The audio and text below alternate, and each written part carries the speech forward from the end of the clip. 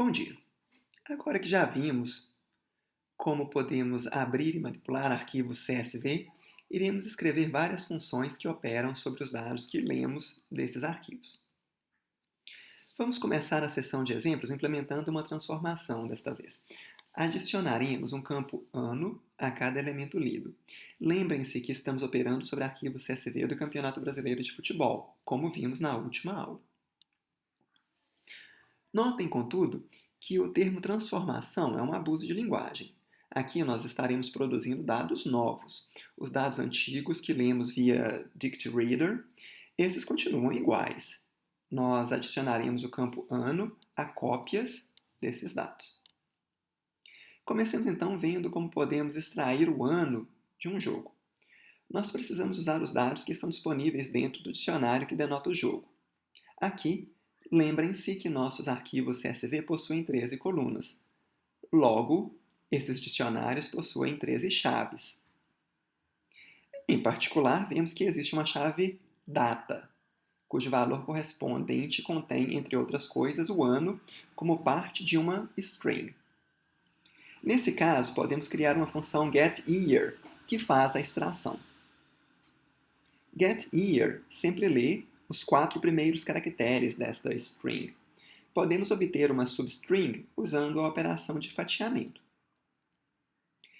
getYear, então, retorna essa substring formada por 4 caracteres, convertida em um número inteiro. Precisamos agora adicionar o campo ano a um jogo. Cada jogo é um dicionário com 13 campos, conforme já dissemos. Iremos criar um novo dicionário com 14 campos. O 14º campo será o ano. A função addYearField faz isso. Ela obtém uma cópia do dicionário usando o construtor da classe dict. Note que newMatch é uma cópia de match, não uma referência para a mesma posição em memória. Adiciona o campo novo a essa cópia à nossa função e a retorna. Notem que estamos usando a função getYear para obter o ano, isso é, o valor novo que deve ser inserido no dicionário. Uma vez que temos esses blocos de código no lugar, podemos criar nossa função addYearField via um mapa. Note que o código é bem pequeno. Notem também como vamos combinando essas funções para obter programas cada vez mais complexos. Cada função individual é simples e pode ser facilmente testada. E a combinação delas é também pequena, mas é um código muito expressivo. E uma vez tendo todas essas funções prontas, podemos testar addYearField usando nossa função show, cuja implementação foi vista na última aula.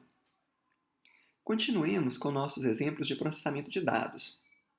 Desta vez, queremos contar todos os gols marcados em uma sequência de jogos. Há várias formas de fazer isso. Poderíamos, por exemplo, usar uma redução, mas vamos usar em vez disso uma operação de mapa. Comecemos mapeando uma lista de jogos em uma lista de gols. Gols são números inteiros. Podemos fazer esse processamento via um mapa. Esse mapa associa cada jogo a um número inteiro, que é a soma dos gols produzidos pelo clube 1 e pelo clube 2.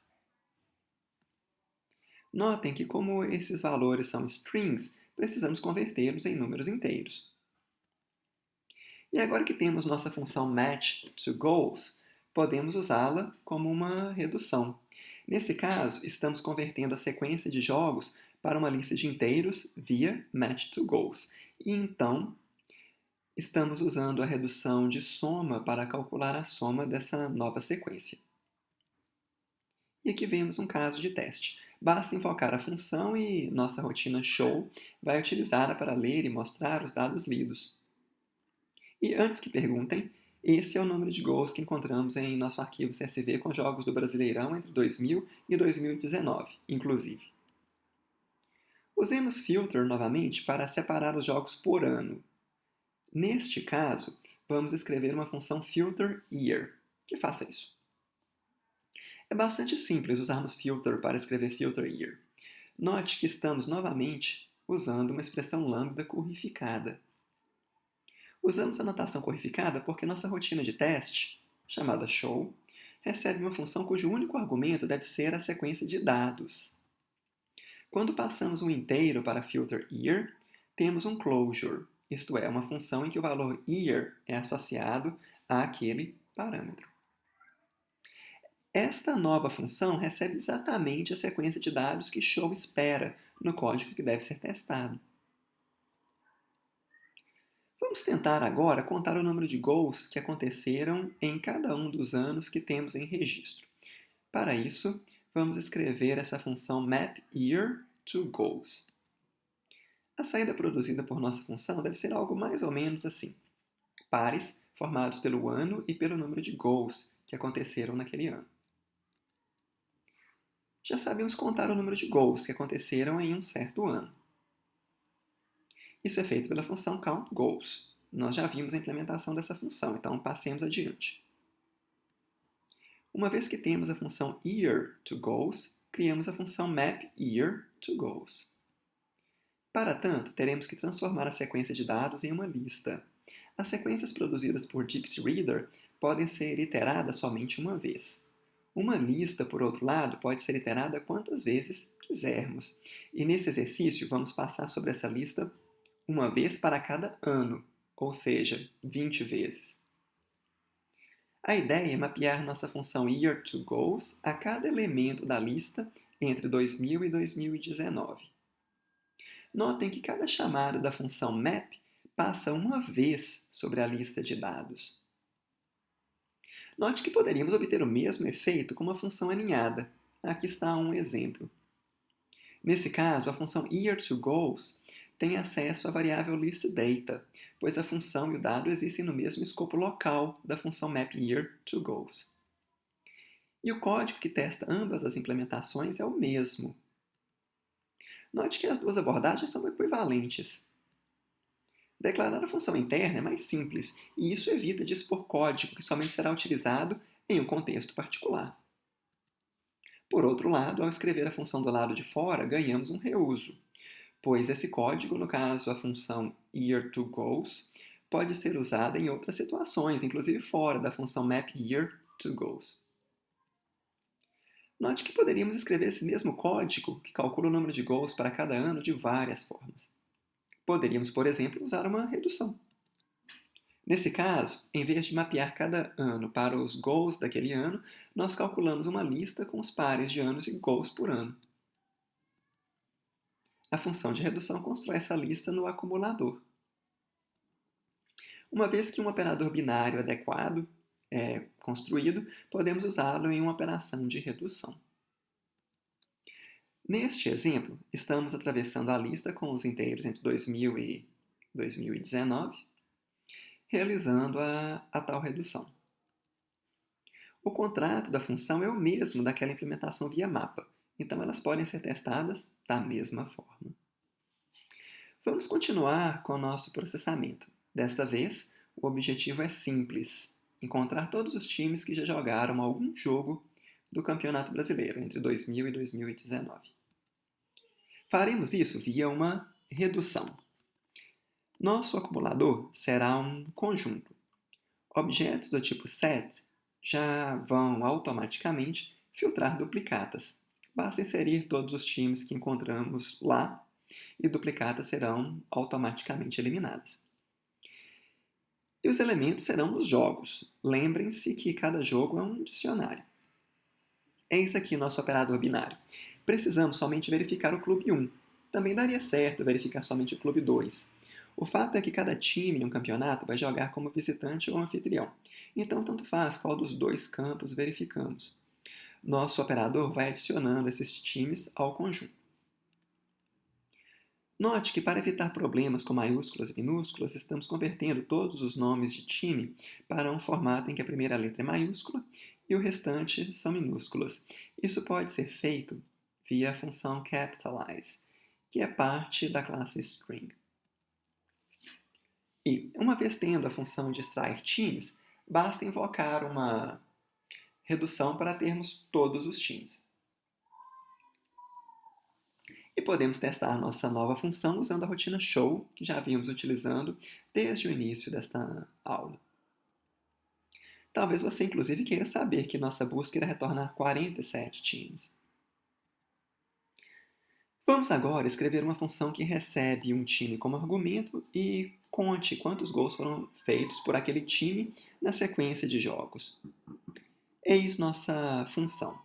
Ela parece um pouco complicada, mas não é. Trata-se de uma combinação de map e reduce. Primeiro mapeamos todos os jogos para o número de gols que o time marcou naquele jogo, depois somamos esses gols usando uma redução. A função de mapa usa um operador auxiliar, chamado goals_of_team, que recebe um jogo e calcula o número de gols que o time marcou. Para isso, ela verifica se o time é o clube 1 ou clube 2. Note que a variável team é visível dentro de goals_of_team_aux. Funções alinhadas nos permitem reduzir o código de algumas implementações, já que não precisamos passar parâmetros que são da função alinhadora.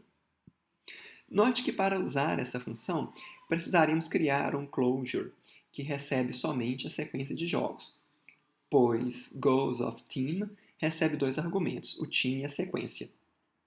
Podemos fazer isso via uma expressão lambda corrificada. Para terminar, vamos montar uma tabela com o número de gols por time. Eis a função all goals per team, que constrói a tabela. Ela parece complicada, embora não seja grande, e de fato ela é um pouco complicada. A primeira tarefa de nossa função é encontrar todos os times que participaram de algum jogo. Depois, mapeamos essa lista de times para uma nova lista de pares. Cada par é formado por um time e pelo número de gols que esse time já marcou. Para calcular o número de gols, usamos a função goals_of_team, que já implementamos anteriormente. Tendo a lista de mapas, nós a ordenamos. Para isso, usamos a função sort, que é parte da classe list de Python. Sort recebe um operador que determina como comparações serão feitas. Aqui estamos usando o segundo elemento de cada par, isso é, o número de gols para fazer as comparações. Para realizarmos a ordenação em ordem descendente, usamos o argumento reverse da função sort. Quando verdadeiro, ele indica que a ordenação deve ser em ordem descendente. A título de curiosidade, esses são os times que mais marcaram gols entre 2000 e 2019. Aqui chegamos ao fim da aula sobre processamento de dados. Vimos várias formas de lidar com dados, recuperando informações de sequências de dados de forma concisa e, de certa forma, eficiente. Mas veremos maneiras ainda mais eficientes em aulas posteriores de fazer esse processamento. Na próxima aula, veremos, inclusive, um recurso muito comum em programação funcional, chamado compreensões de listas. Até lá, fiquem à vontade para escrevermos com dúvidas e sugestões. Obrigado.